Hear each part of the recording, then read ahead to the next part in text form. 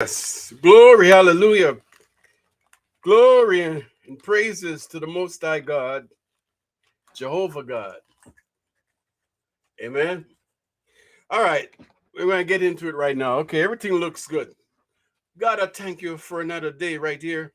Thank you for this afternoon. Right now, we're going to do a little ministry in the Word. And Lord, I ask you to, whoever is listening, hear the words today. Touch them with your words, Lord. Touch them with your tender mercies. Touch them with your love, your grace, your everlasting mercy. Father, I ask you to bless whoever is listening, whoever is hearing the word, open their understanding, open their mind, open their heart, so they have an open mind. Whoever would like to hear the word, the plain truth of the word. God, I'm going to give you the plain truth. I'm not holding back right now. So this is what I see.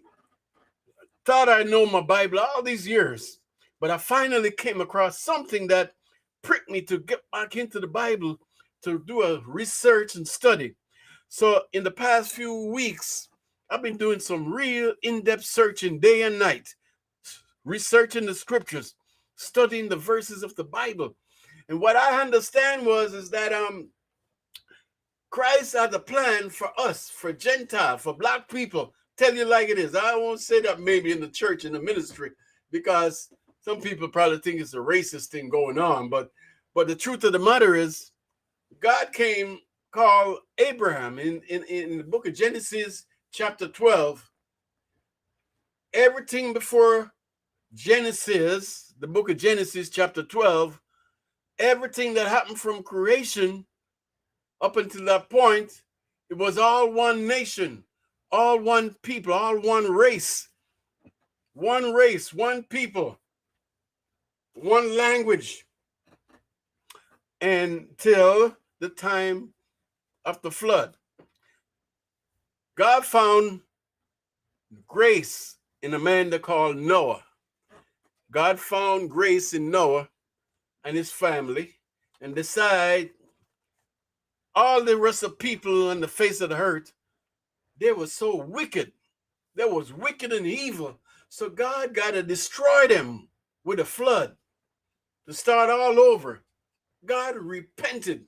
God, he regret that he made man because they were evil in the sight of God. Their heart were evil, and they consume and think evil things daily, continually, every day. Wickedness was in the face of the earth. So God decided to clean the earth, judgment in the face of the earth, and start over. So God caused that great flood, saved Noah and his sons, his 3 sons and their wives. Up until there's about Genesis chapter 10, you will find, in fact, what I'm going to do today, I'm going to read the scriptures. I'm going to read my Bible. Okay? I'm going to go to these scriptures piece by piece.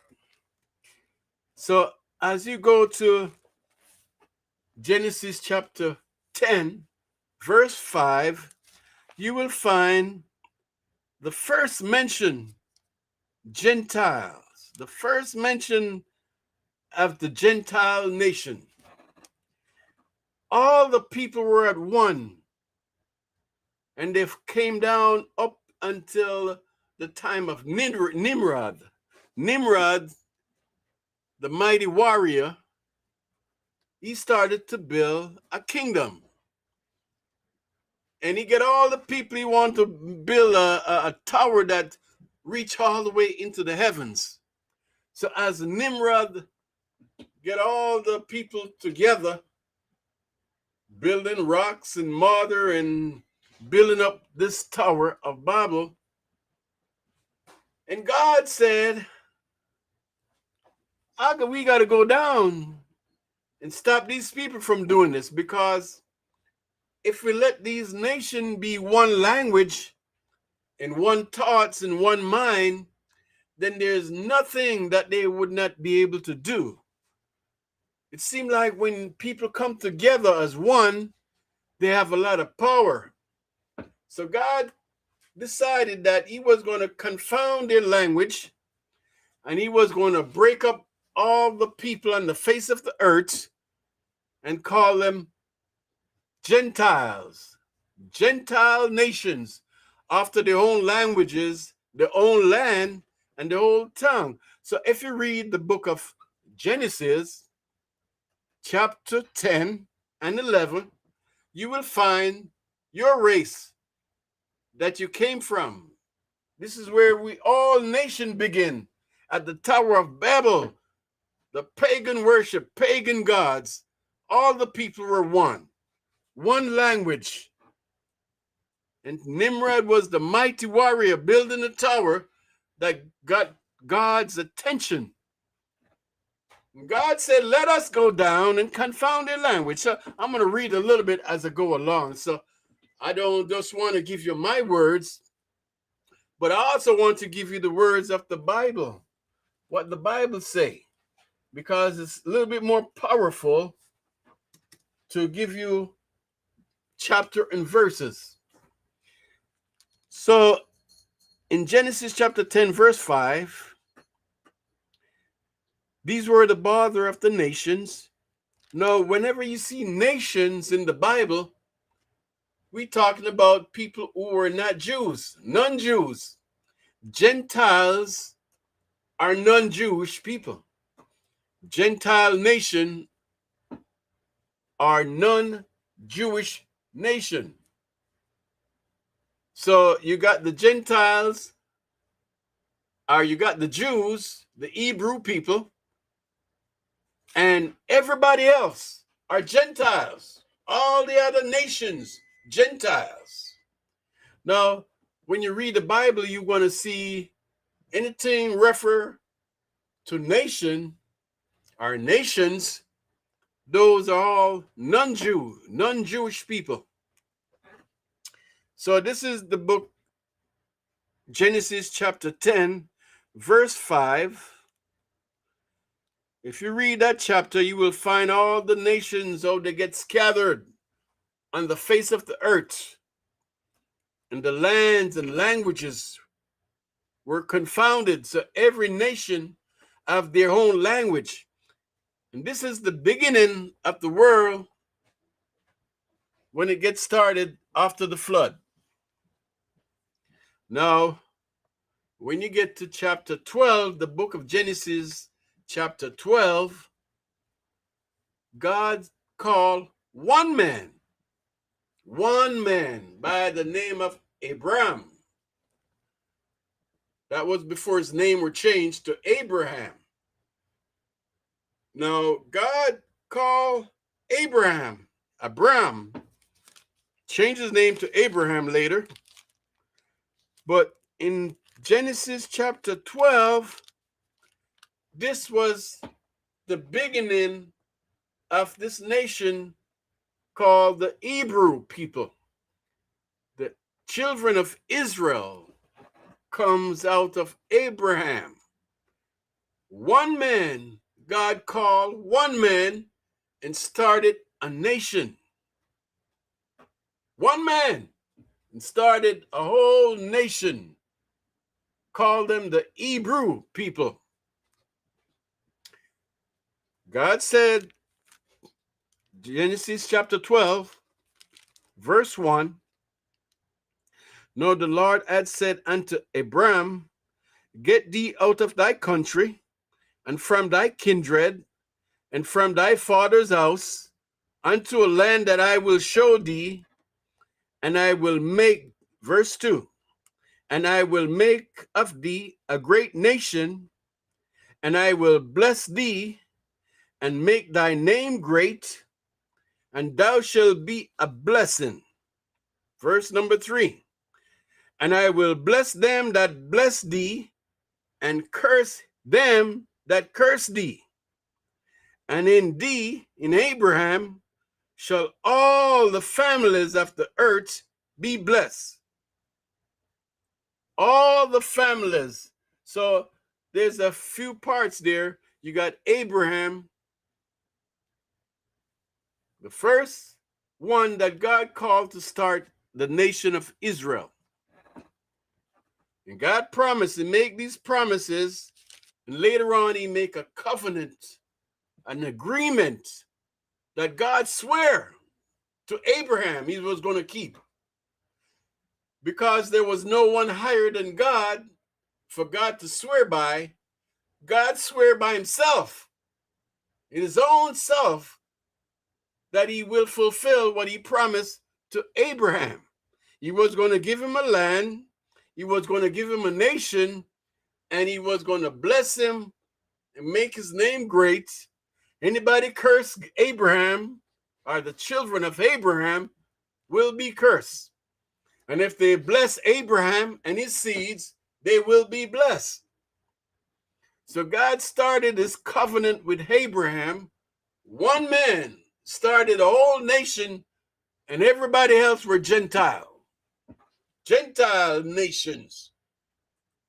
So if you're from Africa, you were Gentile. If you're from China, you were Gentile. If you're from India, you were Gentile. Wherever everybody else. God didn't worry about nobody else but Abraham and his seed after Abraham. Now, you know the story. Some of you maybe know, some maybe not know. But for those who know, we know that Abraham comes 3 different religions out of the seed of Abraham. The first son of Abraham was Ishmael.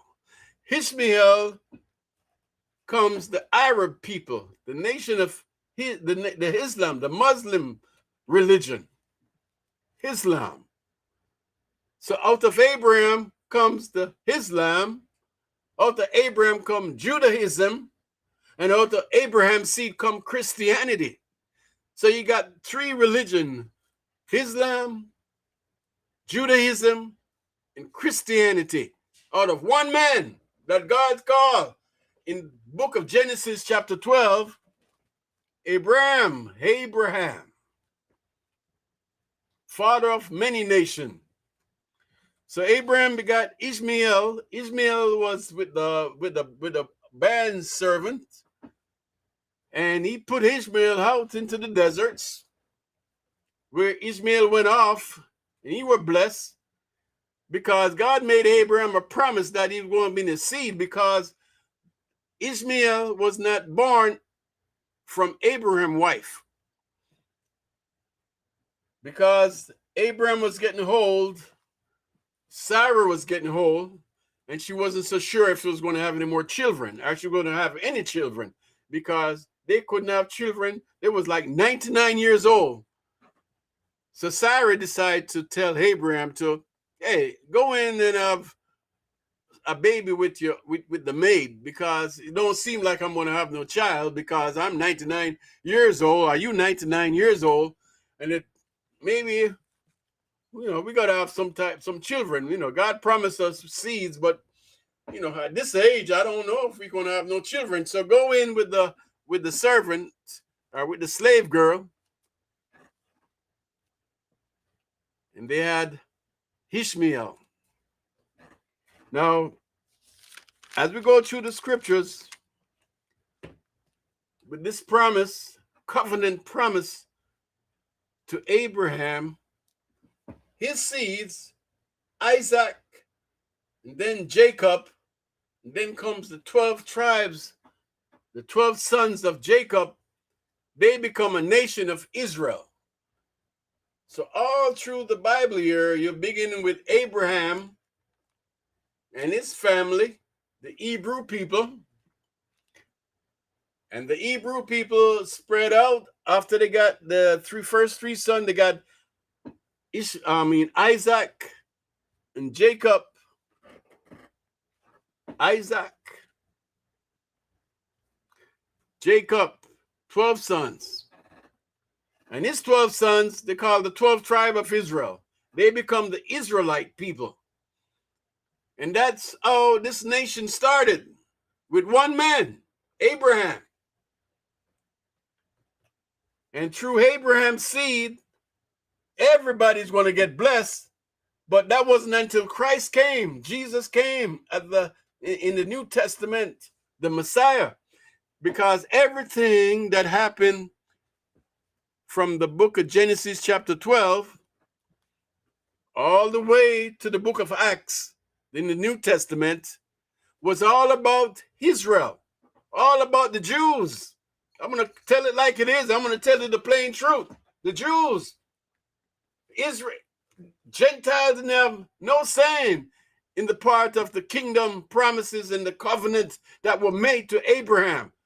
Gentiles, nation, all these nations in chapter 10 and 11, book of Genesis chapter 10 and chapter 11, tell you all the different nations and their languages, they were sent out and cast away, confounded. Every man speak their own language in their own tongue, of their own land, and they call them nation, Gentile nation.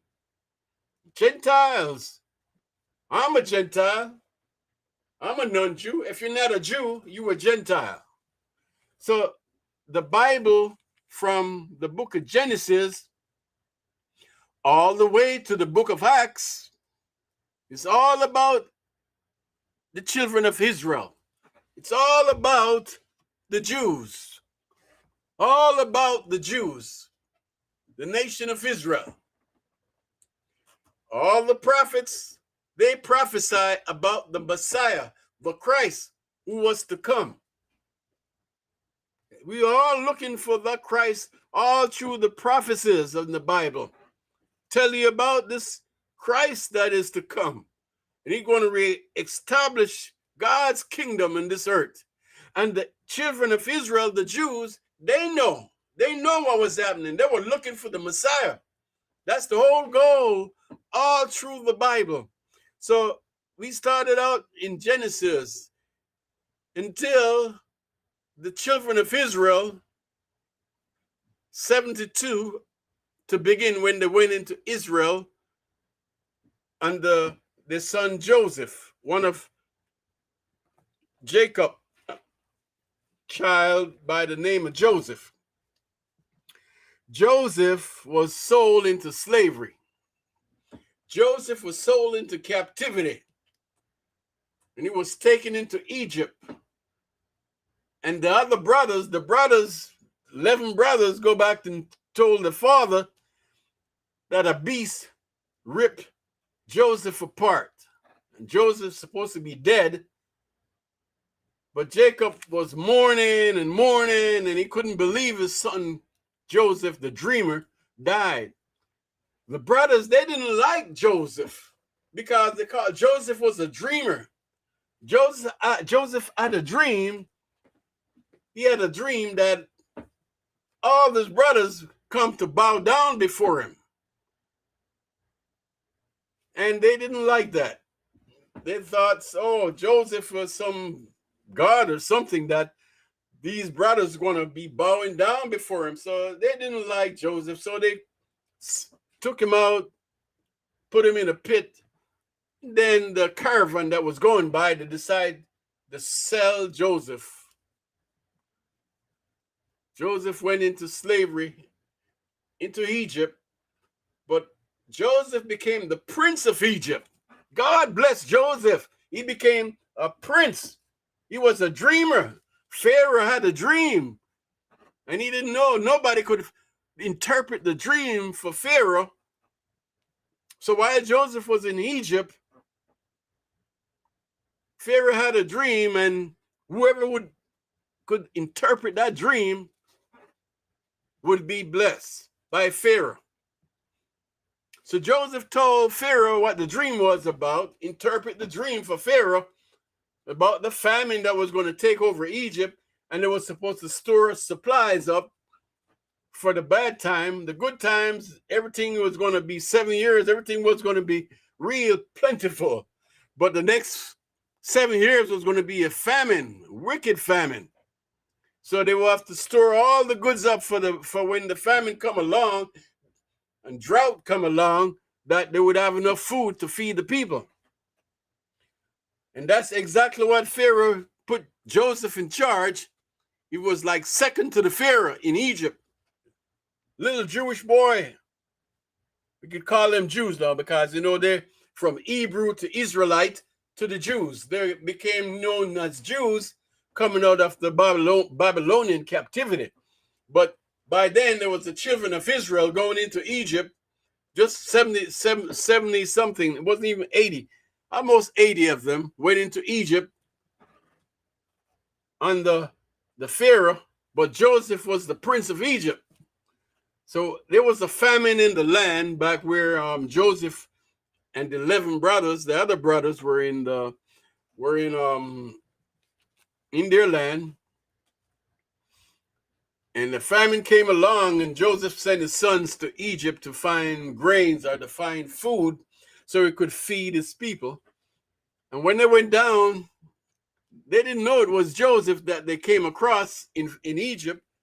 But Joseph knew that, oh, that was my brothers, but he didn't reveal it unto them. So it's like right now, I'm giving you from Genesis all the way up here that so what's going on here is like they went down into Egypt eventually. Once they found out that Joseph was the prince of Egypt, and Joseph found out that, Jacob found out that Joseph was in Egypt. Joseph sent for Jacob and the whole family to come down to Egypt. Come down because Joseph was doing pretty good. The prince of Egypt, second in line to the Pharaoh. Joseph were making big decision. So once they went down into Egypt, like I said, it's about 70 or 80 of them at that time. And during all those years, the next 430 years in Egypt, they came out of Egypt in the millions of people.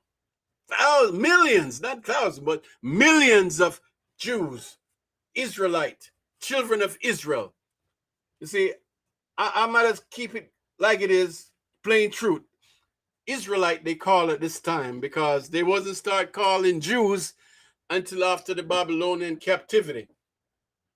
Once Jerusalem was ripped down and the king was taken into captive under King Hezekiah, they went down into exile, Babylonian exile. And coming out of that exile after 70 years, they became known as the Jews.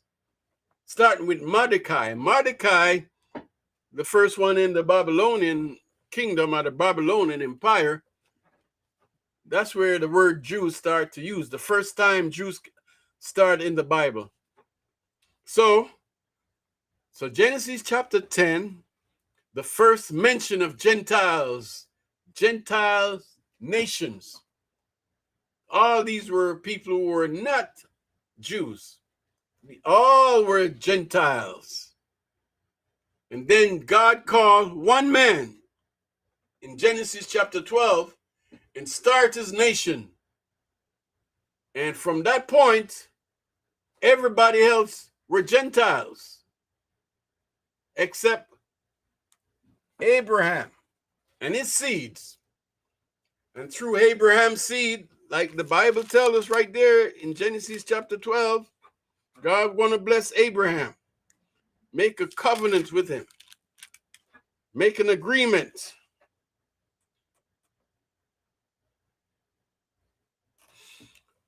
So as we come through now to the book of Genesis, we come to the book of Exodus. Exodus was when the children of Israel were coming out of exile, out of Egypt under Moses. So after the children of Israel in Egypt for 430 years, then comes the time when Moses come along. And Moses born and was raised in the house of Pharaoh. So Joseph was first a prince of Egypt, and then 430 years later, you got Moses, who was like a son of Pharaoh, but he turned to find out that he was a Hebrew. So once Moses found out that he was a Hebrew, he wanted to know more about his people. But that was God calling Moses, take him out. They went into exile, Midian, for almost 40 years. Then God called him by a burning bush. A lot of you know that story about the tree that was in fire, that was in blaze, but it wasn't burning. So God called out to Moses, take him up to the Mount Sinai, whereas there was a burning bush. And Moses went up there, and God said, take off thy shoes from off thy feet, because the place where you're standing is holy ground. And God told Jehovah God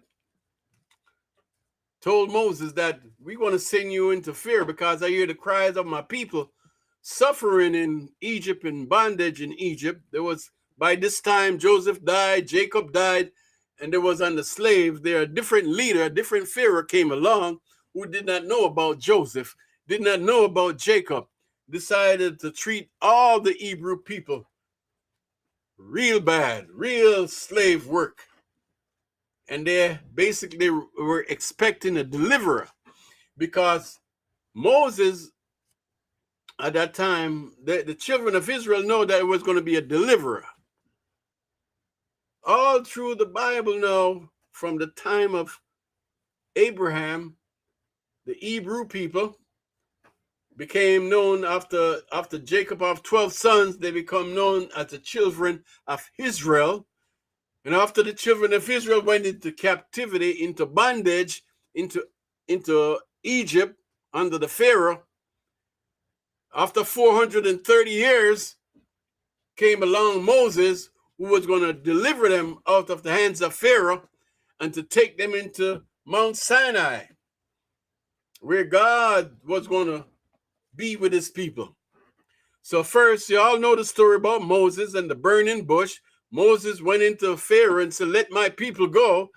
Pharaoh refused to let his people go. So God sending down all these different plagues in Egypt, flies and toad and all the different blood and all the different things, all the different stuff that God did. It's not miracles, but just to have Pharaoh to let his people go.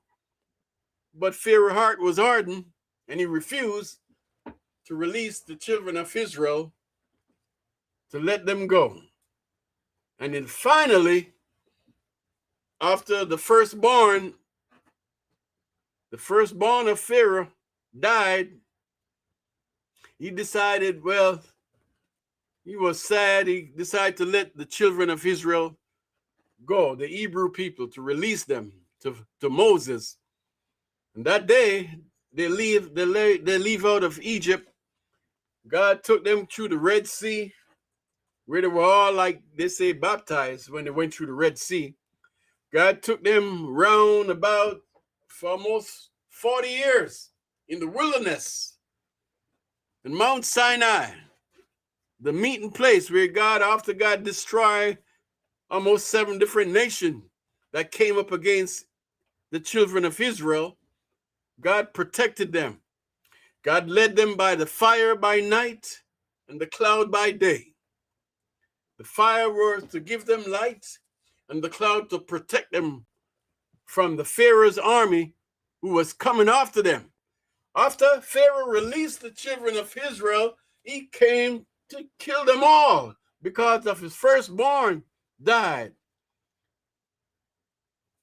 But God protected them, like I said, with the fire by night, clouds by day. So Pharaoh, the Egyptians, they could not get to the children of Israel. Went across the Red Sea, and y'all heard about it when they went through the Red Sea, and then the army, Pharaoh's army, trying to cross the Red Sea, they were swallowed up. Everybody died at that time. The whole nation, the whole Pharaoh's army were destroyed by the flood. Not the flood, but in the Red Sea. So now, after 40 years in the deserts, and Mount Sinai, the Mount of God, God gave Moses the laws, and he said, we start in Exodus chapter 19. Let me read that passage for you. Exodus chapter 19 was after they came out of Egypt, and they was in the Mount Sinai, and God began to say to Moses to speak to the children of Israel what this plan was for them. So Exodus chapter 19, this is the next high point in the scriptures. All this was good because Genesis come in Exodus, then you got Leviticus, the priesthood, where they get all the laws and the sacrifices and the tabernacle and all the stuff, the civil laws that govern the nation of Israel. God gave them everything that they needed, supply all the laws, feed them, clothe them, all these years in the wilderness. But Genesis in Exodus chapter 19, after they go through the Red Sea, and they come into Mount Sinai, Exodus chapter 19, verse number 5. Now, therefore, if you will obey my voice indeed, and keep my covenant, then you shall be a peculiar people to me, treasure unto me above all people. For all the earth is mine, and you shall be unto me a kingdom of priests and a holy nation. These are the words which you are to speak to the children of Israel. So God is telling Moses, tell the children of Israel, if they obey my voice, if they obey my words, my covenant, and my laws, there was going to be a special people, a peculiar people, a special people to God. In fact, let me even break that down a little bit further, because as you go into Deuteronomy, they kind of repeat again. So in Deuteronomy, I believe chapter 7, Deuteronomy chapter 7, God called these people special people. Deuteronomy chapter 7. Here it is. We start in verse 6. For thou art an holy people unto the Lord God. The Lord thy God hath chosen thee to be a special people unto himself above all people who are upon the face of the earth. The Lord did not set his love upon you, nor choose the children of Israel. Did not choose you because you were in great number, for you were the least or the fewest of all the nation, the fewest of all the people. But because the Lord God loved you, and because he would keep the oath which he promised or sworn unto your fathers, Abraham, Isaac, and Jacob, the Lord brought you out of the mighty hand of Pharaoh, and redeemed you out of the house of bondage, and from the hands of Pharaoh, the king of Egypt. So God telling Moses to tell the people they're going to be a special people, the Israelite, the Jews. See, a lot of people, when you say Jews, they understand that. When you say Israel, Israel is just a nation. Israel, Jacob's name turned to Israel.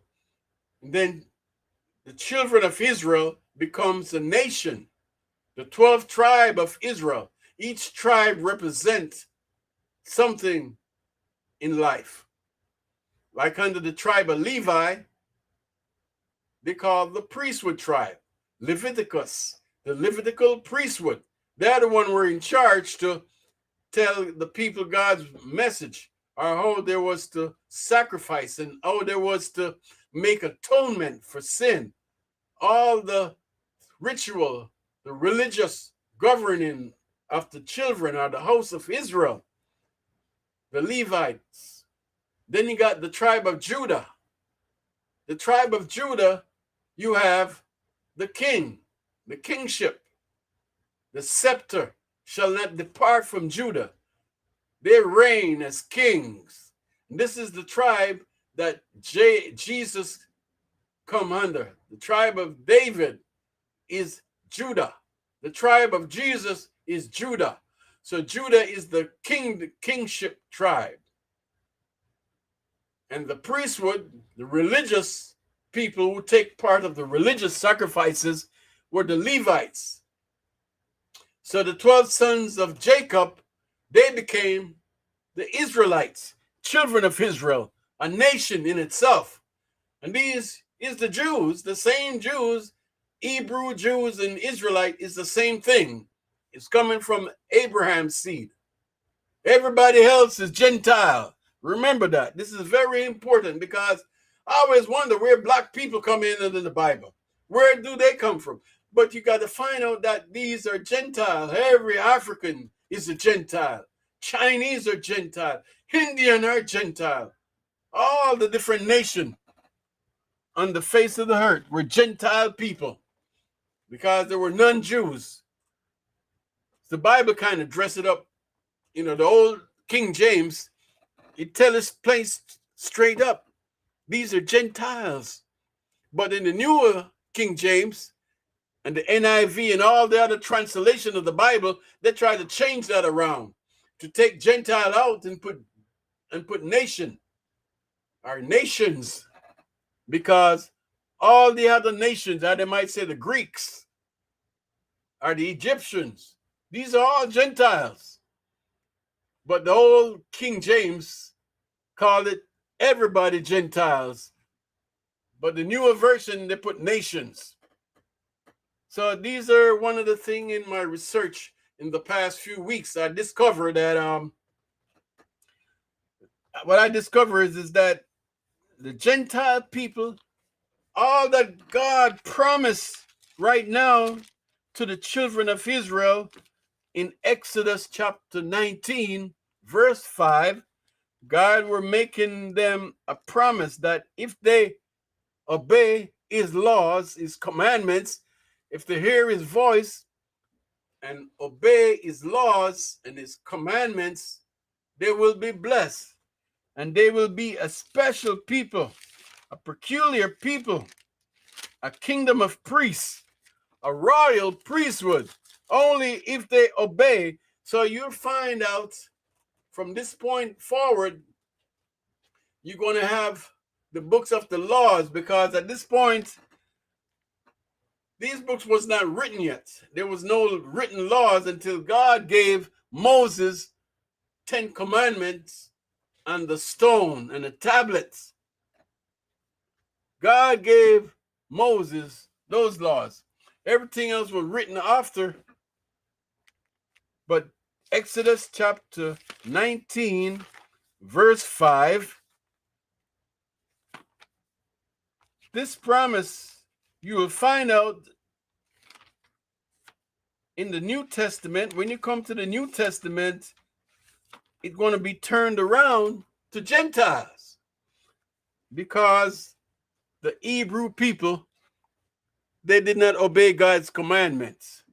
They did not obey God's laws. Some do, but it was not perfect, because Moses is getting ready to receive the laws. But see, we could read about this now, but back in those days, these books wasn't available. There was no Old Testament at that point, at this time.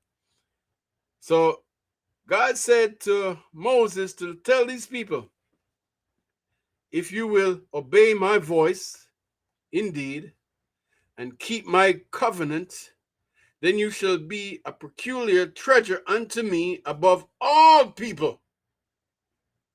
For all the earth is mine. This is what God telling him. You shall be unto me a kingdom of priests and a holy nation. These are the word which you shall speak unto the children of Israel. And Moses told them, and you know what they said? They said, all that the Lord has spoken, we will do. That was a commitment that the children of Israel made to Moses after they received that word from Exodus chapter 19, verse 5. But in verse number 8, they responded to Moses, all that the Lord spoken, we will do. And Moses returned the word, the people to the Lord. So Moses returned them back into the Mount Sinai to let God know that they said all that God said that we will do. Now, you know, they did not do it. They did not live up to God's command. They did not obey God's commandments. They were stiff-necked. They was rebellious. They wanted to go back to Egypt because they missed the life they were having in Egypt. Some of them do, but there's a few of them that's basically adhere to the leadership of Moses. But many of these Jews, they wanted to return to bondage. They want to go back to Pharaoh. They miss all the good life they were having compared to what they was having in the wilderness at Mount Sinai. Moses, they want water. Moses strike a rock. God provide a rock of water for them. They want food to eat. They want meat. They want flesh. God give them manna from heaven. 40 years. God feed these people in the desert, in the wilderness of Mount Sinai. For 40 years, they did not have to change their clothes, or their shoes did not get worn out. 40 years they was around in Mount Sinai, the Mount of God. But once Moses was up in the mountain, and God was laying down his commandment for the children of Israel, they decide they're going to build their calf, a sacrifice, some type of idol worship. They wanted to get all the gold that were taken out of Egypt to melt down to build a golden calf. You all know that part of the Bible. They built a golden calf to worship, idol worship. But God sent Moses down, and Moses went down and cast down the 10 commandments and destroyed almost over 7,000, I believe. I forgot the amount of people. But Moses said, who with me, come on this side. And who want to go back to Egypt, stay over that side. God opened up the hurt and swallowed them up. And God decided that he's going to keep them wandering in the wilderness for 40 years because they almost like they wanted to go back to Egypt. And that people that was there, God decided that, you know what? From this point on, we're going to build a tabernacle. But the tabernacle was supposed to be in the midst of the people or the nation of Israel. But God decided to put the tabernacle outside the camp, a little bit outside the camp of the children of Israel, because of the golden calf worship. It's like they turned their back on God. They wanted to have a type of idol worship, golden calf worship. God decided that he can't come around these people because he was disappointed. All the things that God do, bringing them out of Egypt, all the miracles that they were done, going through all of that. But now they wanted to, they decided that Moses wasn't coming back. Moses they don't know what happened to Moses. So they decided they was going to build them a calf to worship, idol worship. And here we go. God decided to separate outside the camp where the tent of worship was, the tent of meeting. This was supposed to be in the midst of the camp where God was going to dwell with his people. But because of that golden calf, God decided to separate a little bit from the children of Israel to put that, tabernacle, the tent of meeting. This is where God meet with Moses, but only Moses could go in the tent, nobody else. And at that time, it was Joshua who was the guard for the temple. So Moses get all the other laws. Moses went up back. Moses lead his people all through to the edge of the river Jordan.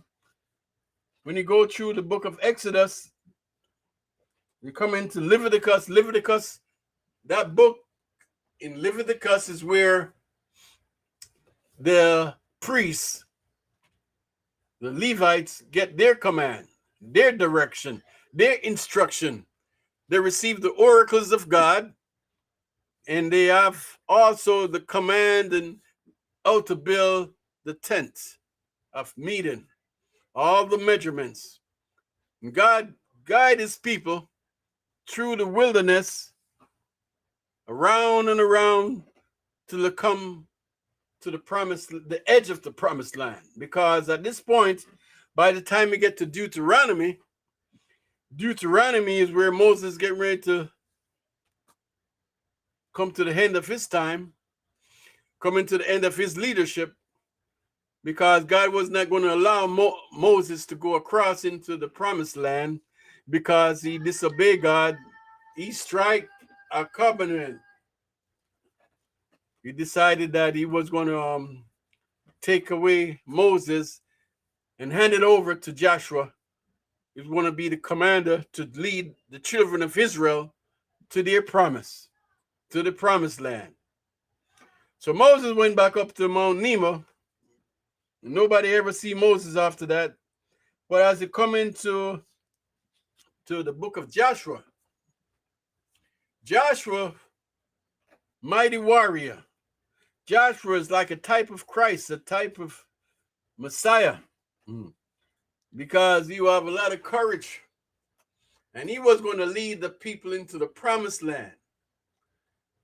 And for many days, they mourned the death of Moses until they decided that they was going to send some spies out into the land to spy out the land to see what it's like.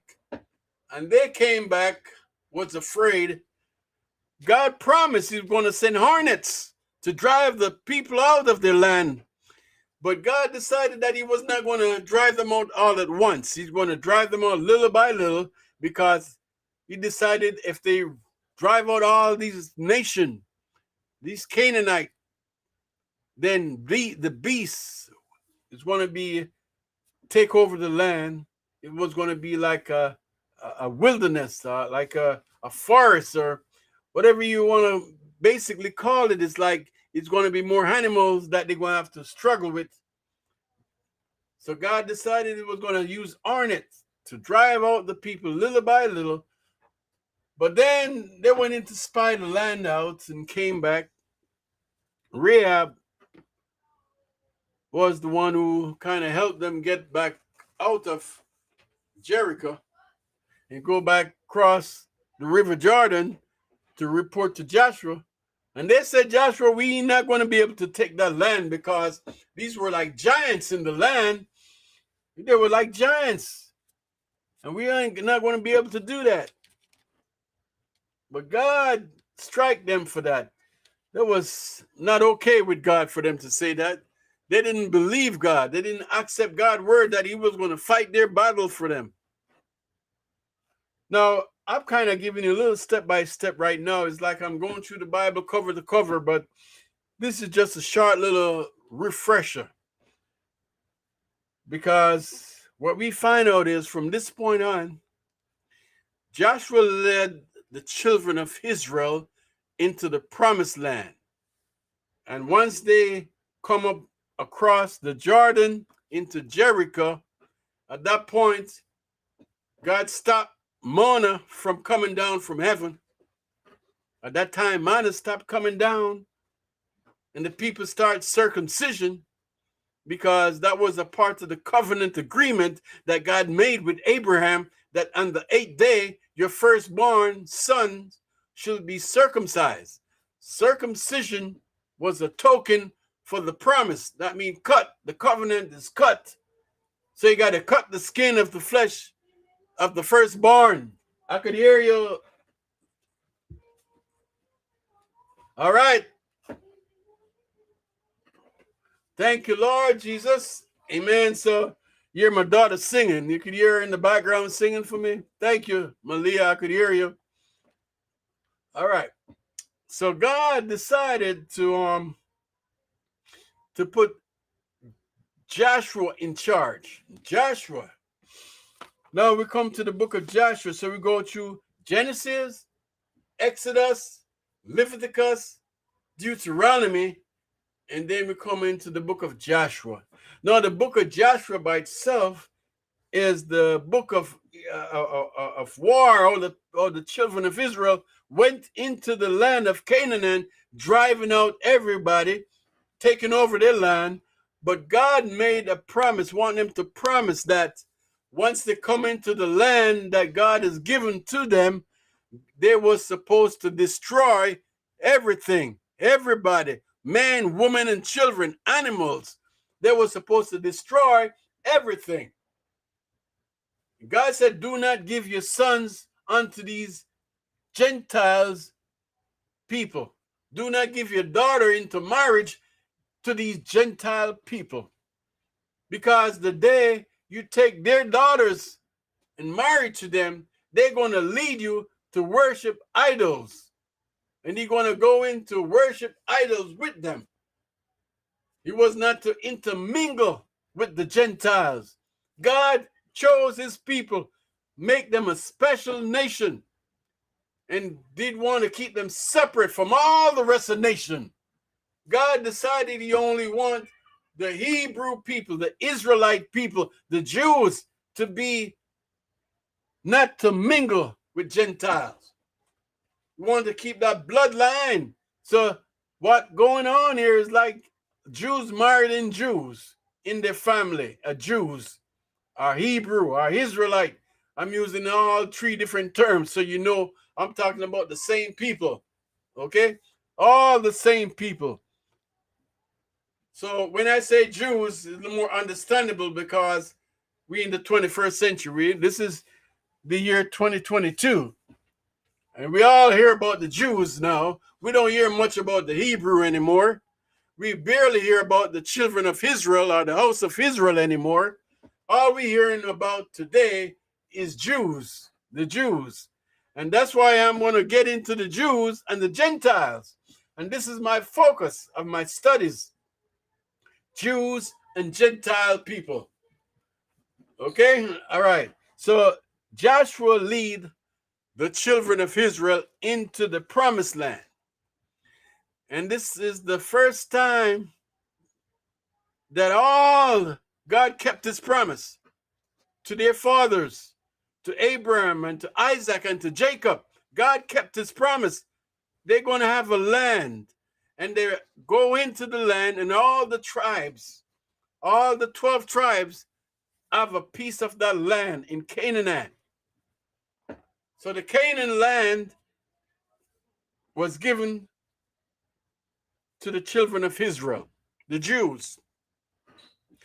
Still remain today as Israel. Still standing. That land is still there. And that's what my proof is, that some of these things that happened in the Old Testament, we still got the nation of Israel. These Jews still exist. So at this point, the children of Israel comes into the land of Canaan, all the tribes of their own borders. And at this point, once they get there, they decided, all right, we want a king. All the other nations have kings, except Israel. But God was their king. God was their redeemer. God was their deliverer. God was their Messiah. God, when I say God, I'm talking about Elohim. Elohim, the triune God. God the Father, God the Son, God the Spirit. The triune God. So God is really Elohim. That's the Hebrew language or the Hebrew lexicon, the Hebrew words for God. Elohim. Elohim is the triune God. That means three in one. God the Father, God the Son, and God the Spirit. So all through the whole Testament, you got Jehovah God.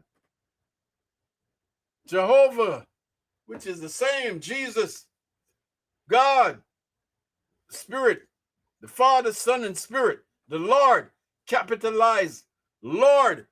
That means the triune God. But Jesus is the Word. He's the Logos, the word that you hear speak in the Bible. The word that the prophet hears in the Bible comes from Jesus, Jehovah, the same God. Jesus is God, God the Son. So right now, as we come into Joshua and they went into the land of Egypt, went to the land of Canaan, all the land were divided up amongst the children of Israel. And now that they got their own land, now they wanted to get someone to rule over them, because at this point we come into the book of Samuel, because after they went into the land of Canaan and everybody got their piece of the land, all the tribes established with their own piece of the land, they didn't hear anything from God for about almost 400 years went by. And that's where you got these couple of the books came in. The book of Ruth came in. And you got, I believe you have another book. The book of Ruth came in. And after Ruth, then you got the Judges. So bottom line is,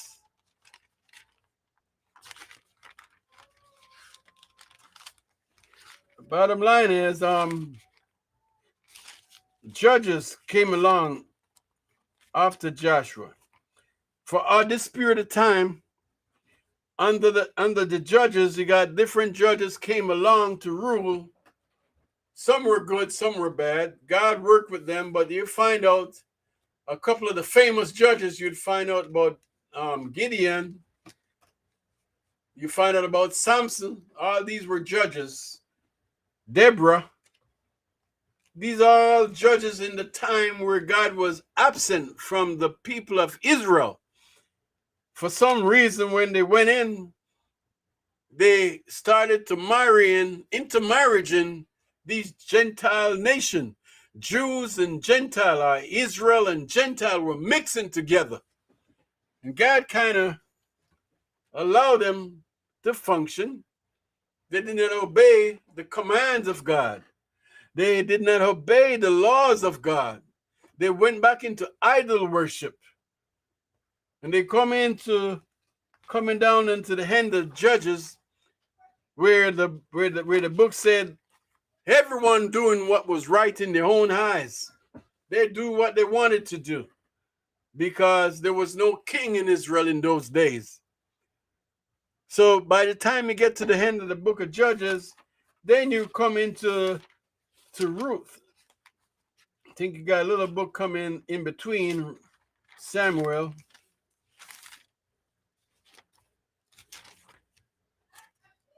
So all that going on, Ruth, the book of Ruth came in. And some of you know the story of Ruth. You know that they went out into this country, Naomi, and basically with her sons. And what happened was, it's like the sons, they died, and she wanted to go back to Jerusalem. And Ruth decided she wanted to go with her in Moab. So Ruth was kind of loyal to Naomi. Ruth said to Naomi, one of the key phrases that in this book is said, where thou goest, I will go. Where you lodge, I will lodge. And your God shall be my God. And Ruth went back with Naomi, went back to Jerusalem. And while they were back there, that Ruth got married to Boaz, and through Ruth came Jesse, and then David, who became king of Israel. So leading up from coming out to Joshua, coming into the promised land, all the Jews, that Israel is Jews anyway, but Hebrew, Israel, and Jews, the same people I'm talking about, but different time. At first there was Hebrew people. At first there was all Gentile. Everybody were Gentile before Genesis chapter 12. Everybody were Gentile, speaking the same language until the Tower of Babel, wherein God came down and said, let us go down and take down this tower that they're trying to build and confound their languages, because if they are allowed to speak one language, there's nothing impossible that they won't be able to do. Anything that set the heart desire with one language, when everybody work together, there's a lot of power. When you come together as one, that's what Christ wants us to do, to be one in the church, to be one, love one another, and to be one family of God. And together, we be stronger together. So right now, as we go into the book of Samuel, Samuel was between the judges and prophets, because Samuel would say is the first prophet in the Old Testament. As a prophet, when we say prophet, because Moses almost like a prophet, was a leader. Joshua was a leader, a warrior, a soldier. And then we come into the book of Judges, where we got all these judges. Some of the famous one is Gideon. And you know what Gideon did? Gideon was basically, he wasn't a real warrior, but God could use whoever he want to use to make them do whatever he wanted them to do. All they have to do is to believe. But Gideon was so scared that God told Gideon to do some things, and Gideon had to put something out in the dew and say, God, if there dew fall in this fleece and not on the grass, then I will believe what you said. I will peradventure, I will follow what you say. And then the next day, Gideon did the same thing and said, now, Father God, forgive me, but let the grass around the fleece wet and keep the fleece dry. The fleece is like goat skin or sheepskin to keep you warm. So he laid down on the grass and said, God, overnight, the dew can come down and the fleece did not get wet, but the grass around the fleece were wet. And this how Gideon decided to do what God asked him to do, because he knew God was with him. God have his back. So Gideon go down. In fact, God told Gideon to get up some men to go fight the Midianites. And Gideon decided that he's going to go get our whole army. And God said, oh, that's too many people. The people are too many. Take them, get rid of some. So he come down to about 300 people. And God said, oh my God, they still have too many people. So bottom line is, Gideon went through some stuff, but God was guiding his people, leading through the book of Judges. Like I said, the book of Judges, for about 400 years, there was no God, no communication, no prophets, no king. Everybody do as pleasing in their own sight, until they come to the book of Samuel. Now, when you come to the book of Samuel, very interested, go on with Anna Vow. Hannah was the wife of this Jew, or this Israelite, a Jew. She decided couldn't have any kids, couldn't have no baby. And she went to the temple and I prayed hoped that she could have a son because it was like she was afflicted.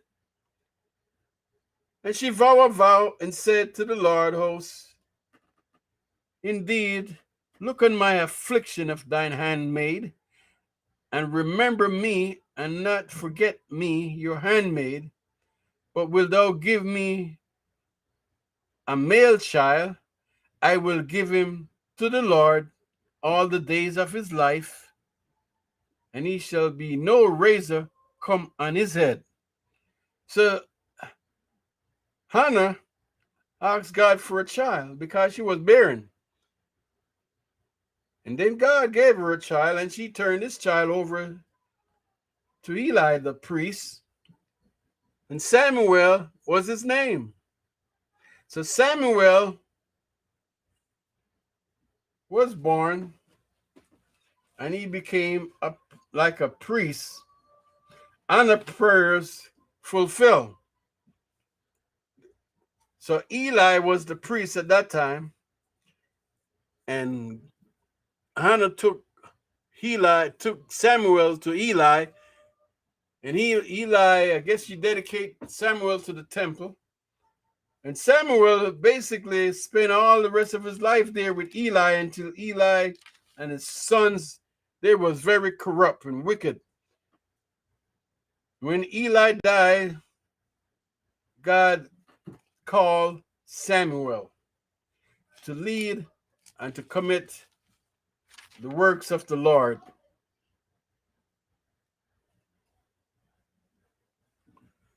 So what at this point, Israel have no king, no leadership. Israel as a nation without a king. And they basically turned from God because God was not a part of their life. But God is about to do something by bringing Samuel back into the picture to lead Israel. And the people of Israel, they said to Samuel, we want a king. We need a king because all the rest of the nations, they have a king, and yet we don't have a king. Why we don't have a king? And Samuel decided to take that message to God, went to pray and asked God, what shall he do? And God told Samuel, okay, they want a king. They rejected me. I will give them a king. They thought they rejected Samuel, but it wasn't Samuel. It was God. They want a king that they could see. Just like the people today, in this life today, they can't see God. They don't know if there is a God, and they're rejecting God. They don't do certain things that God commanded them to do, but that's still under the old covenant, the books of the laws. And the prophets is about to come in the picture right now. So God decided to give them a king, and they went about looking for a king, and they found Saul. Saul was the first king from the tribe of Benjamin, the first king of Israel, King Saul. And you know the story of Saul. Saul was haunted by the spirit, and he basically did not follow instruction that Samuel gave Saul, instruction from God, but Saul did not carry out the message. He did not perform or live up to what God commanded him to do. Instead, he did what was right in his own sight. Saul went out to war to destroy other nations, and he was told specifically not to take anything, but to destroy everybody. Animals, the people, men, women, and children, and animals. Yeah, this is in the Bible. God telling Saul to do this. Don't take nothing. Destroy everything. Burn everything. But what Saul did, he decided he's going to take the best sheep from the flock, take the best goats and sheep and bullock. He was going to take them and make sacrifices with the best of the best. Decide he's going to worship, he's going to make sacrifices to God. He was not the priest. Saul was a king. The priest is the one supposed to do the sacrifices. So Saul decided he was going to make sacrifice.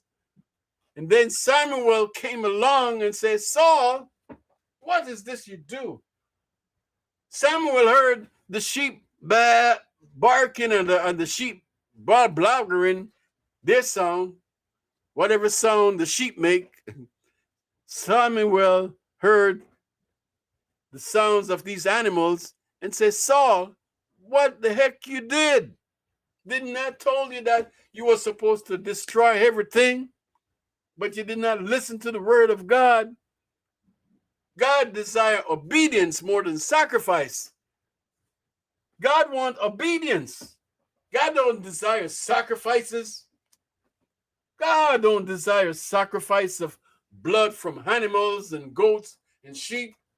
Those were only for atonement of your sin by the Levitical priests, the Levites. They were the one who to make the sacrifices for atonement of sin once a year. But Saul took it upon himself that he was going to take the best of the animals and he was going to make a sacrifice to God with the best of the best. But he made a big mistake. So when Samuel went to Saul and told him that God is going to take the crown from him and give it to someone else, Saul became furious. And when he was getting Samuel ready to walk away, Saul grabbed the skirt of Samuel and ripped in part. And then Samuel said to Saul, God is going to rip the kingdom from you and he'd give it to someone else who would obey him. So at this point, Samuel went out to find someone else to replace Saul. By this time, Saul was going crazy, was going nuts. He got an evil spirit. He could not have a good conscience. So as they go out to look for another king, Samuel went about till he came up to Bethlehem. Samuel came into Bethlehem, find Jesse. He went into the house of Jesse. Jesse got, I believe, seven sons, but David was not there. David was out with the sheep in the pasture. Samuel looked at the biggest son and said, oh, this is like a big man here, like strong. Looked like this may be the one, but he wasn't that one. He wasn't the one that God wanted. So as he getting ready to leave, he asks Jesse, do you have any more children? And Jesse said, yeah, I got David, my last born, my youngest. He's out attended to the flock, a sheep, a shepherd boy. So at that point, Samuel went out to find David. And he found David, and immediately God touched him. Let him know that that's the one. David is the one. That's the one I want to be king. And Samuel anointed David. Let him know that God has chosen him to be king. At this point, David attended sheep and he heard there was something going on with Goliath. Goliath was cursing, the Philistine was cursing out Israel, telling them, send your best to fight me.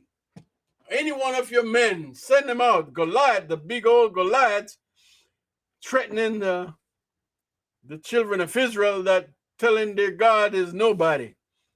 And David heard about what was happening to take lunch for his brothers, was in the army, was in Saul's army.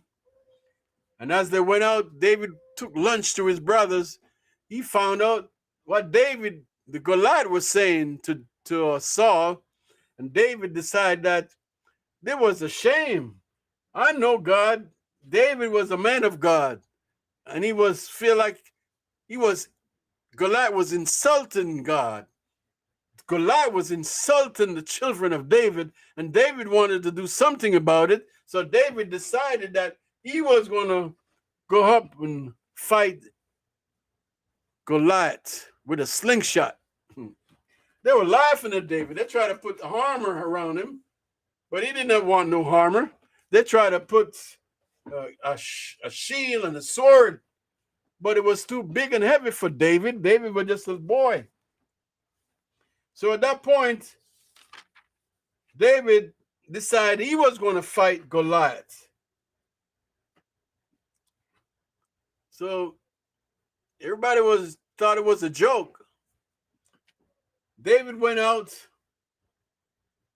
measured up with a slingshot, and as Goliath came after him, he slew Goliath with a stone.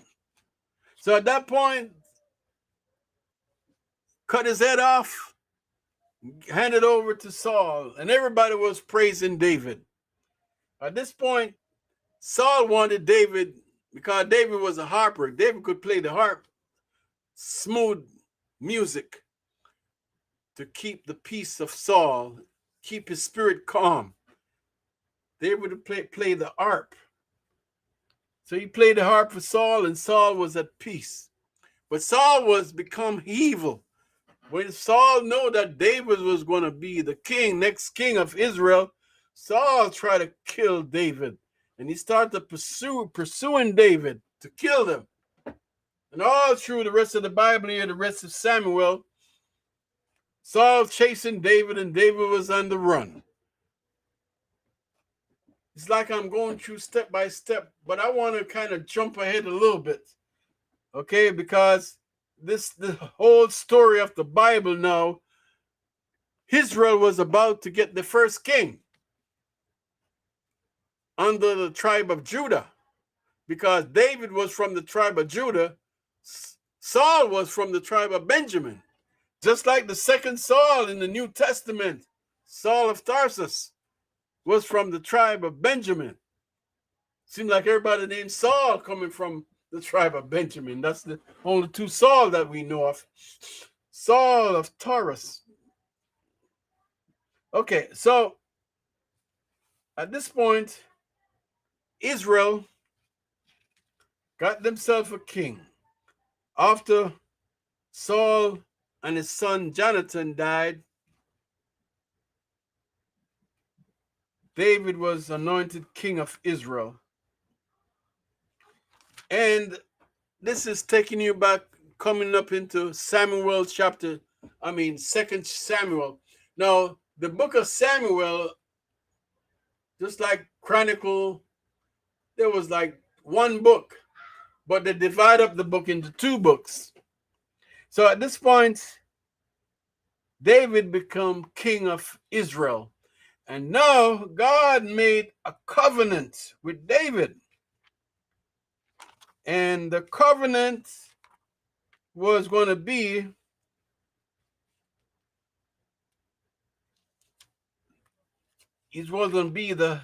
have a kingdom that going to be a perpetual kingdom. That means there's going to be no end to the throne of David. So God, just like God promised to Abraham in Genesis chapter 12, now it was the time now for the Davidic covenant. So this was going to be a covenant that God was going to be made with David. And he was going to extend his kingdom for all generation, because through David was going to come the final king to rule all nations. And that was going to be King Jesus, Kings of Kings and Lord of Lords. But right now, David was going to be the first king of Judah, from the tribe of Judah, to reign in Israel. Chosen by God, covenanted by God. David, king of Israel.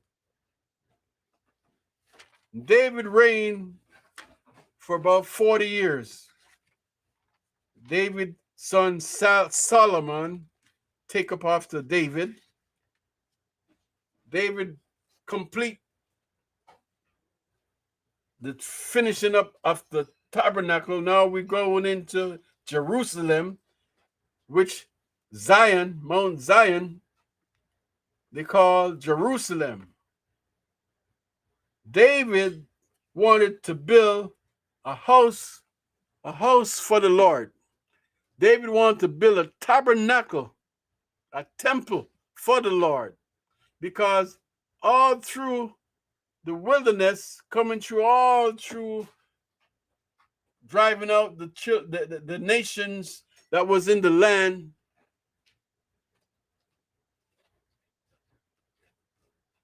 Jacob, 12 sons, the Israelites, everybody in their own land, God fulfilled that promise. No, they got the land, they got the nation in Israel, and now they got a king. So we got a nation, now they need a government. God is forming their government under the king. But just like everything was fulfilling, just as God wanted it, it might look like the children chose they wanted a king because they wanted a king that they could see like all the rest of the nations. But at the same time, they wanted a king. God gave them a king, but Saul did not work out. So God get rid of Saul, and now we're going to have David as king. So now I think it's 2 Samuel, let me get the covenant, Davidic covenant. In 2 Samuel chapter 7, 2 Samuel chapter 7, God made a covenant now with David. And this is going to be an everlasting covenant, that upon this throne of David, there shall be no end to his throne, to his kingdom. This is going to be a perpetual kingdom, an everlasting kingdom, going to be here until the end of time. And this is the covenant that God made with David. Samuel chapter 7. All right, David wanted to build a house for the Lord. And this is what he said. Let me read this part first before I get to the covenant. All right. And when the days be fulfilled, and thou shalt sleep with thy fathers, I will send up thy seed after thee, which shall proceed out of thy mouth. He shall build an house for my name, and I will establish the throne of his kingdom forever. I will be his father, and he shall be my son. If he committed iniquity, I will chastise him with the rod of men and with the stripes of the children of men, but my mercy shall not depart away from him. And I took it from Saul, whom I put away before thee, and thine house and thy kingdom shall be established forever before thee. Thy throne shall be established forever. So God making a promise, a covenant promise to David that this kingdom and his kingship was going to be an everlasting kingdom. It's going to be forever. Even though David only lived for so long, and then Solomon, but Solomon was the other king that God confirmed or reaffirmed the promise that the kingdom was going to be an everlasting kingdom. So as we come along through the book of Samuel, as we get up into Kings, our first king, we're going to find out that God reaffirmed this promise to Solomon. All right. So as we come through the kingdom, so God now keeping his promise to Abraham, a covenant promise. He swore that he was going to do this. Remember the promise now, Genesis chapter 12. He's going to keep his promise to Abraham. He was going to make his name great. Going to make his bless them who bless him, curse them who curse him. And everybody in the nation, the whole world is going to be blessed through him. But at this point, God was only dealing with the Jews, the Hebrew people, the Israelite people. So all this kingship taken from this place forward now, all these kings that came along, King Solomon was the last king to reign over all the house of Israel, because it was during Solomon's reign, at the end of Solomon's reign, that the kingdom of Israel were divided. The kingdom of Israel was one until the death of Solomon. After Solomon, the kingdom got divided to the north kingdom up in Samaria and the southern kingdom in Jerusalem for the last two tribes of Benjamin and Judah. So you got the northern king started their own king. And in that nation, I think he got 14 different generations of kings. And also in the southern kingdom, got 14 generation of kings. And through these kings, they each were wickeder and evil than the other one. You got a few good ones along the way, found out they wanted to restore temple worship. They want to restore the books of the law and to make animal sacrifices. But to see what happened was the kingdom of Israel, the 10 tribes to the north in Samaria, they were more idol worship. They built their temple in the mountains, in the mountainside of Samaria, and worship other gods. And all these prophets came along, started to tell them. Jeremiah, Isaiah came along. Elijah and Elisha for the northern kingdom, letting them know there was wicked and evil. And if they don't turn their wicked ways and stop worshiping idols, God was going to destroy them, put them into bondage, into captivity. So the northern kingdom in Samaria was wiped away by the Assyrian army, came down and took the tribes away, scattered them throughout all the nation. And the land of Samaria became like a pilgrimage. All that was left there, lots of Jews was there. These was all Jews now. So remember now, everything was about the Jews, the Israelites, the Hebrew people. God, the 10 tribes, they call them, because they never come back into the land of Samaria. The northern kingdom never get reestablished. All the tribes were scattered apart into all the different nations on the face of the earth. They call them the lost 10 tribes of Jacob. The lost 10 tribes. They were lost, mingled into other people and the other nation. They never get returned into the kingdom of Israel. Now, the kingdom of Israel, like I said, it was one kingdom until Solomon. David started the first king to bring the Ark of the Covenant into Jerusalem. Solomon built a temple for the Lord where the Ark of the Covenant was placed into the temple of God. Animal sacrifices and the laws were kept again. Circumcision. In the 8th day, you got to circumcise. If you got a male child, the male child has to be circumcised by the 8th day. Sacrifices of atonement were to be kept once a year. The atonement, to atone for your sin by animals. They would carry 2 goats to the doors of the temple, where the Levites and the head priests laid their hands on these two goats, one that would be drive out to take all the sins away, and the other one was to be sacrificed with the blood that was to be shed on the altar for the remission of sin, the atonement of sin. God decided to let this people go. These 10 tribes, lost 10 tribes. Now the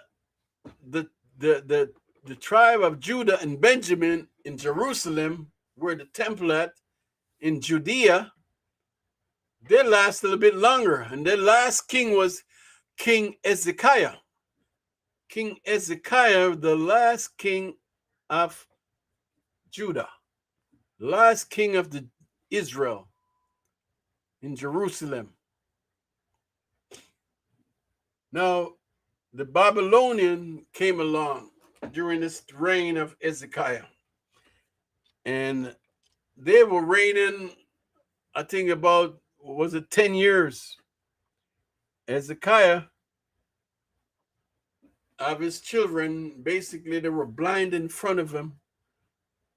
King Nebuchadnezzar was the empire or the king of Babylon. So King Nebuchadnezzar came in to Jerusalem, into Judea. They took all the stuff out of the temple of God. All the silver and gold, all the stuff was taken into Babylon under King Nebuchadnezzar. King Hezekiah, he was blind. They took his eyes out, put him in the dungeon. Tear burned down Jerusalem. The temple, everything was destroyed. All things were destroyed in Jerusalem. There was no temple. Leave a few people were left behind to work the fields and the land, but Jerusalem was like a ghost town. It was deserted. Very few people remained. The gates of Jerusalem, the gates of the temple was torn down and burned down. Went into captivity. Now, at that time, the prophet Isaiah was prophesying about what was going to happen to the children of Israel, to the kingdom of Israel under Hezekiah. But he didn't want to listen to Isaiah. Isaiah told him, if you don't stop all this other worshiping other gods and turn to God, he was going to deliver you from the Babylonian. But they wouldn't listen. They wouldn't listen to Isaiah. In fact, Jeremiah was there. They put Jeremiah into prison, in the dungeon. So Babylonian came in, took all the children of Israel, almost all. There's a few left behind. The prophets left behind. And they prophesied all through all these years while they went into captivity, into Babylon, the Babylonian Empire under King Nebuchadnezzar. Jeremiah was there prophesying that you was going to be in exile for 70 years. And God was going to return you to the land after 70 years in captivity, into exile. So all the house of Judah and Benjamin was taken into captivity. Only a few people left behind to take care of the land. And the prophets were prophesying or giving them warning what was going to happen. All through this 70-year period, what was happening in Babylon at the meantime, you heard about Shadrach, Meshach, and Abednego, Jewish guys, young men that was cast into the furnace. You heard about Daniel. Daniel was a dreamer. He could interpret dreams. Daniel cast into the lion den. But the most important of all that was happening in Babylon, you heard about the dream of Nebuchadnezzar, the dream of the image this great big statue. Head of gold, breastplate of silver, stomach of bronze, legs of iron, and toes of clay and iron mixed together. This represents 4 different world empires. So Nebuchadnezzar had a dream, and he sent for all the sorcerers, all the mind readers, all the people who could read divinations, witchcraft, or whatever. He wants somebody to tell him what the dream is. So all these magicians, magicians in Babylon were saying to Nebuchadnezzar, at least tell us what the dream is. You tell us what the dream, and then we could interpret the dream. Nebuchadnezzar said, no. We're not going to tell you what the dream is. You tell me what the dream, and interpret the dream to me. Then I know you know what you're talking about. Then I know you're a man of God. I know if you could tell me what my dream is. Daniel was the one. Daniel, he came along, and they decided to bring him in, this Jewish boy, young man, Daniel the prophet, came into Nebuchadnezzar, and he told him what the dream was. Right away, Nebuchadnezzar yes, you know what you're talking about. That was the dream. I dream of a big statue. This big old great statue with head of gold, breastplate of silver, the stomach bronze, legs of iron, and toes of clay, represent 4 world empires. The first world empire was the Babylonian Empire. This is the first world empire in the Bible. The books of the Bible tell you, and this is also in the history books, Antiquities of the Jews. You could read Flavius Josephus, Jewish historian, confirm these world empire. You could read Josephus, Antiquities of the Jews. You find out that the Babylonian Empire was the first world empire. Then after that came the Persian, the Persian, Greco-Persian Empire. The Persian Empire was like 2 parts, the Median Persian together. And then after the Median Persian Empire, you got the Greek Empire under Alexander the Great, world empire. The Greek had a world empire. And then after that was the Roman Empire, world empire. These are global world empire that exist in history. You can read your history books all about them. So the first one was the Babylonian under King Nebuchadnezzar. The second one under the Persian Empire, where you got King Cyrus and Darius. These 2 kings were the one at the time when, after Israel was in captivity, in bondage for 70 years, there was in exile out of the land of Egypt, out of the land of Israel, taken in captivity by the Babylonian. And the last king was Hezekiah. But under the Babylonian, their king was Nebuchadnezzar. He had the dream. Daniel interpreted the dream for him. Daniel became very special in that kingdom. But then, after him, they got the Babylonian was taken over, rolled over by the Median Persian Empire. Let's call it the Persian Empire. King Cyrus, in the history books, King Cyrus, in fact, he said it like this. God has given him, matter of fact, let me read it from the Bible, right from the Bible.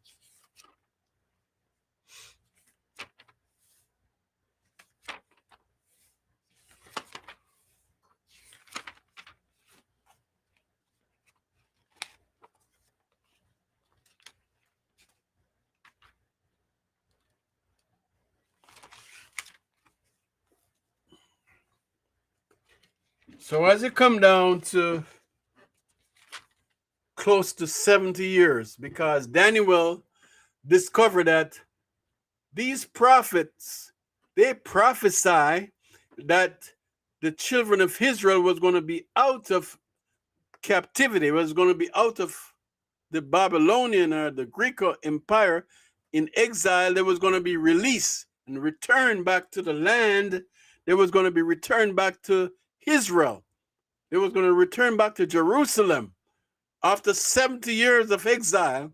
And Daniel found out from books or scrolls that were written in the past in the temple of the pagan gods, the pagan temple, because all of the things that was in the temple at Jerusalem were taken in when it was brought into bondage, into captivity. They were still there. And it so happened that Daniel saw some of these writings and discovered that it was almost 70 years since they was taken into captivity. And they was going to be set free. And soon, shortly after that, came Cyrus. And Cyrus gave a decree to the Jews to release them out of captivity, to send them back to Israel, to rebuild the temple for God. So they was going back to Jerusalem to rebuild the temple of God.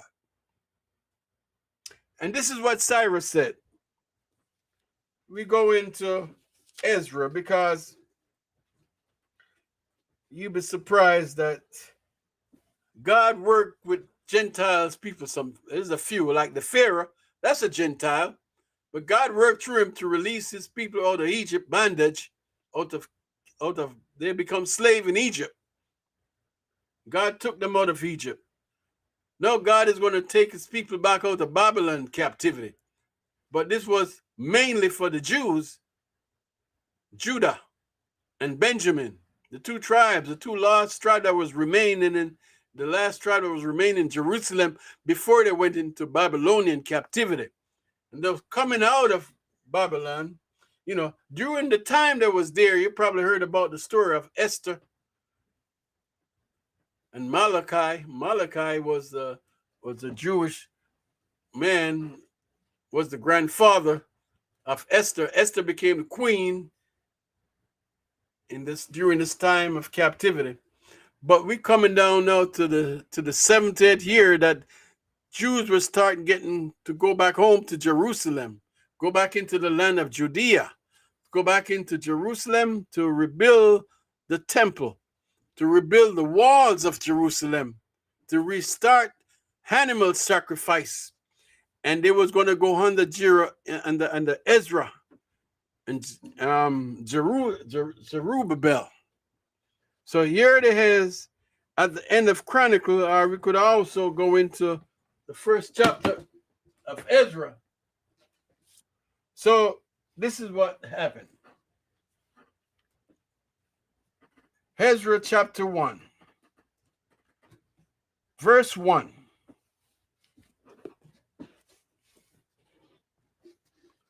Now, in the first year of Cyrus, king of Persia, so that the word of the Lord by the mouth of Jeremiah might be fulfilled, the Lord stirred up a spirit of Cyrus, King Cyrus. The Lord stirred up his spirit to make a proclamation throughout all his kingdom and put